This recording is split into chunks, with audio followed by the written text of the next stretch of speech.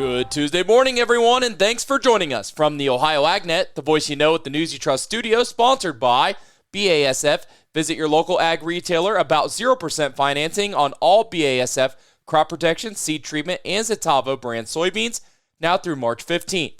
I'm Joe Everett. Some quick calendar reminders powered by Soy Biodiesel. Today we will be broadcasting at the 2026 American Farm Bureau Convention in Anaheim, California. And that coverage is brought to you by the Ohio Farm Bureau. Then make sure you join us tomorrow as we join seed consultants for their 2026 winter agronomy meetings at the Red Pig Inn in Ottawa. To get the full list of meetings and to RSVP, visit seedconsultants.com.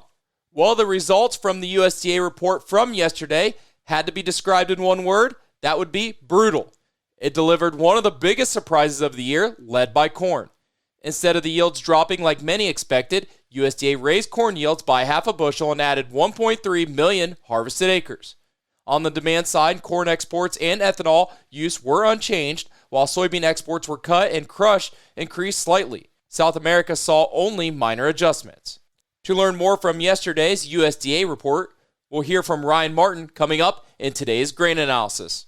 Well, planting season is right around the corner. Let's check in for an update from Brianna Smith on tips for getting your planter ready. During the winter months, many farmers are using the downtime to focus on equipment maintenance and preparing for the year ahead. According to John Fulton, a professor with Ohio State University's Department of Food, Agricultural, and Biological Engineering, a little attention to planter maintenance now can help ensure everything is ready to run this spring. Fulton says one area to check is row spacing. Using a tape measure to make sure all row units are aligned correctly is especially important on a new or new-to-you planter. Even small spacing issues can cause problems later during harvest. Inspect vacuum seals and brushes and confirm that the correct seed disc, knockouts, and double eliminators are installed for your crop. Clean seed tube sensors and inspect seed drop tubes, belts, and brushes for wear, especially on high-speed planters. He also recommends examining air lines, hydraulic hoses, airbags, and cylinders for leaks. Make sure all gauge wheel load sensors are functioning and reading accurately in your display diagnostics. You can read more about preparing your planter for the upcoming spring season at ohioagnet.com. Reporting for Ohio's Country Journal and Ohio AgNet, I'm Brianna Smith. Hey, thanks, Brianna. News now trending at ohioagnet.com, determining the nutrient value in a fertilizer source. With more fertilizer products on the market than ever, choosing the right one really comes down to understanding value, not just price. A good place to start is figuring the cost per unit of nutrient you are actually applying. Fertilizers sold in Ohio are required to list a guaranteed analysis showing the percentage of nitrogen, phosphate, and potash on the label. For dry fertilizer, it is a simple calculation. Take the pounds applied, multiplied by the nutrient percentage, and divide by 100. Liquids work the same way with the extra step of converting gallons to pounds using the product's weight per gallon. Once you know how much actual nutrient is in the product, you can determine what portion of what you're paying for is plant available nutrition and calculate a true cost per unit. Beyond price, other factors matter too, like salt index, micronutrients, and application method, especially for in-furrow placement. To help with comparisons, OSU has free calculators available online to run numbers quickly and accurately. To learn more, you can find this full article today at ohioagnet.com. Now let's check in with our own Dusty Sonnenberg for an update from the Ohio Soybean Council. Joining me today is Taylor Dill, and Taylor is the new Director for Research at the Ohio Soybean Council. Taylor, first off, congratulations on the new position. If you will, tell us a little bit about yourself. In my background, I've worked a lot in Ohio. I was an extension educator in Western Ohio. I grew up in Darke County. I also, within my work at Ohio State, I am finishing up my PhD. The goals I have for the next 6 months are to meet as many producers and our board members as possible. I want to prioritize having relationships with our board and producers so I can better understand the research that we want to do in Ohio, so our farmers can have a voice with us to be able to choose the research that they want to do. Again, my guest today is Taylor Dill. Taylor is the new Director for Research with the Ohio Soybean Council. You can read more about Taylor and the Ohio Soybean Council's research program today at ohioagnet.com. Reporting for the Ohio AgNet, I'm Dusty Sonnenberg. Hey, thanks, Dusty. Now let's look at today's weather, which is brought to us by Sea Consultants. Simply better performance online at seaconsultants.com.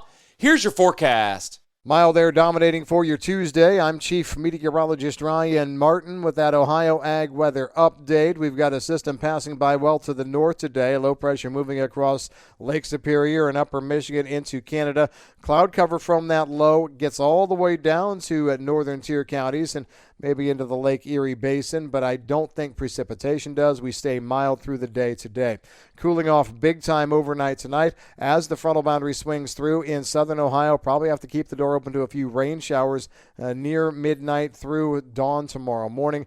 The rest of the week is just going to be very cold with plenty of clouds and on again, off again snow showers. Arctic air dominates through the weekend and honestly through most of next week. Putting in that as well, a few flurries with snow squalls or clipper systems coming through. I guess Mother Nature has decided it's time to settle into winter for more than a few days. This one's going to last probably through the month of January. I'm Ryan Martin. Hey, thanks, Ryan. Now let's check in for an update from Ty Higgins. Dale Everman with Homan Inc. joins us. Homan, of course, been a long-trusted name for farmers across the state, and they'll once again have a strong presence at the Fort Wayne Farm Show, January 13th, 14th, and 15th. One of the first people you'll see when you walk through the front door is Dale. Thanks for taking a couple of minutes to visit with us today. What kinds of equipment, technology, or solutions are you going to be featuring at your booth this year in Fort Wayne? We dabble in a little bit of everything, so I think it's important that we're still out there, we're still working with farmers, whether it's chicken, swine, beef, dairy, turkeys. We have a product, whether it's ventilation, feed, manure, a line that can benefit every farmer out there. So whether you're a row cropper or a livestock person, we've got a product that can suit what you need. As you know, when farmers come to these types of shows, the first question is, what's new? Anything, particular products, updates, innovations you're especially excited to showcase to farmers at the Fort Wayne Farm Show this year? The technology that's coming around and the importance of maintaining or keeping track of your grain in the bins. And I think I say it every year, but I think it becomes more important every year. You know, when you're pushing the $3.50 to $4 corn and, your cheaper commodities, I think it's more important we need to keep an eye on them, because now at that point you get docked. That makes a difference between a good and a bad year. So we got to make sure that we're maintaining and keeping the grain quality up, so that way when you go to sell it, it's you're getting every penny of what you need. Dale Everman with Homan Inc., the Fort Wayne Farm Show coming up January 13th, 14th, and 15th. You walk through the front door, you'll see Dale and Homan Inc. right there front and center. Thanks for joining us. Appreciate it. Thank you. I'm Ty Higgins for the Ohio AgNet. Hey, thanks, Ty, for the update. We'll hear more from Ty as he visits with Kathy Ann Kress, Vice President of the Agricultural Administration and the Dean of the Ohio State University College of Food, Agricultural, and Environmental Sciences, coming up next here on the Ohio AgNet. Attention construction pros. Purple Wave Auction brings quality equipment to your fingertips. Join our bi-weekly online auctions featuring dozers, excavators, loaders, and more. We provide detailed listings, photos, and seller contact info. Inspect online or in person. With our no reserve policy, every item sells to the highest bidder. Visit purplewave.com today and see why informed builders choose Purple Wave. Transparent processes, real deals, your next great purchase awaits. purplewave.com. If you haven't been to the corner of Lane Avenue and Kinney Road in a while, you might not recognize that part of Ohio State's campus, as major transformations have been happening at Waterman. To keep the positive momentum going, the Bring the Cows Home and So Much More annual giving campaign has begun. Tell you more about that in a bit, but first, had a chance to visit with Kathy Ann Kress, Vice President of Agricultural Administration and Dean of the Ohio State University's College of Food, Agricultural, and Environmental Sciences, about why what's happening at Waterman is so important for Ohio agriculture as a whole. Well, I think that, Waterman is such a unique facility. As you said, one of the things about this new complex, the arena part, is when you stand on one end, you're looking at the downtown scape of Columbus, the Nationwide building and all the tall buildings that are down there. But when you look out the arena the other direction, you see the rest of our facility there, and you could swear you're out in the country. And that's kind of the unique perspective that we think the Waterman facility brings, is the opportunity in every square inch of that facility for people to learn more about the food system, about agriculture, the practices, how policies impact what we do. And so it's not just for those of us in agriculture, it's for everybody. we're close to the State House. And so already we've had opportunities where we have practices that are part of H2 Ohio, for example, that we're implementing and testing there at Waterman. And then we have elected officials who say, I'm hearing about these practices. I don't know what they are. Well, come on out and we can demonstrate and show them exactly what it is, just a short few blocks away from where they might be in the State House. It also, I think, creates the opportunity to entice young people into thinking about careers in our world, right?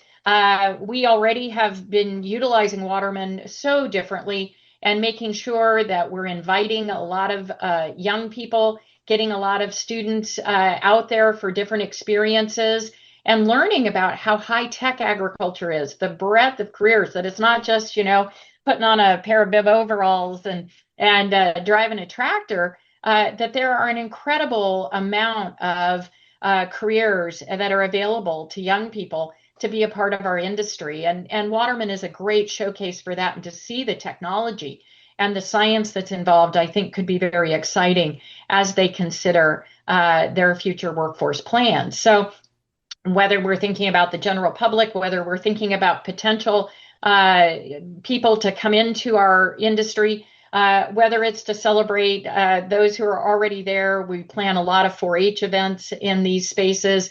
A lot of FFA activities will be there as well that we can do. We have partnerships with COSI to ensure that people can have more opportunities for their entire family to learn about the food system. And why do farmers do that?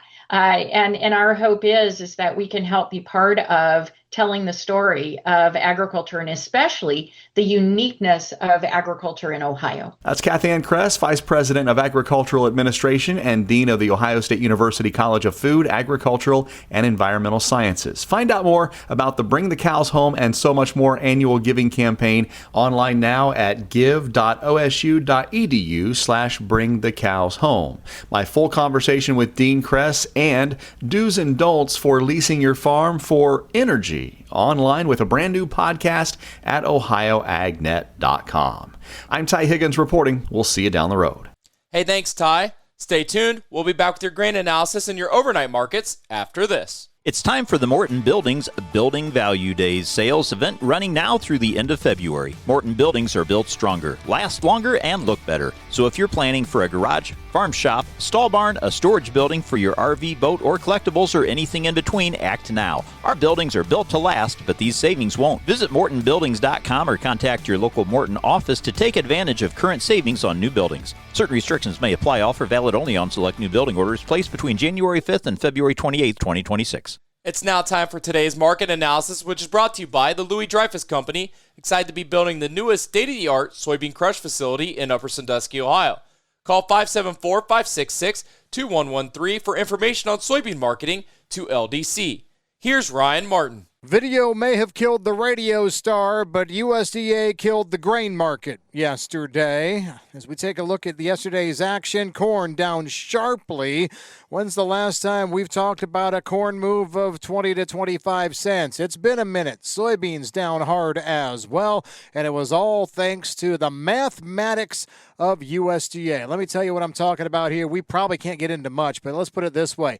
A month ago, corn yield 186. Corn harvested acres at 90.025, whatever. And the production, 16.75 billion bushels. This month, yield 186, harvested acreage 90.0 whatever, same thing. Production 17 billion bushels. Magically we come up with 250 million more bushels of corn. Where did it come from? Where did it go? Cotton Eye Joe said, down goes the market. I'm Ryan Martin. Hey, thanks, Ryan. Now let's take a look at your overnight trade brought to us by Seed Consultants. Simply better performance online at seedconsultants.com. March corn 421 down a half. May corn 430 down a half. January soybeans 1033 no change. March soybeans 1049 and a half up a half. And July wheat 537 up 1 1/4. As we look to livestock, February live cattle 235.25 up $1.52. April live cattle 236.07 up $1.40. February lean hogs 84.42 down 87 cents. March feeder cattle $356.17, up $1.47. This is the Ohio AgNet.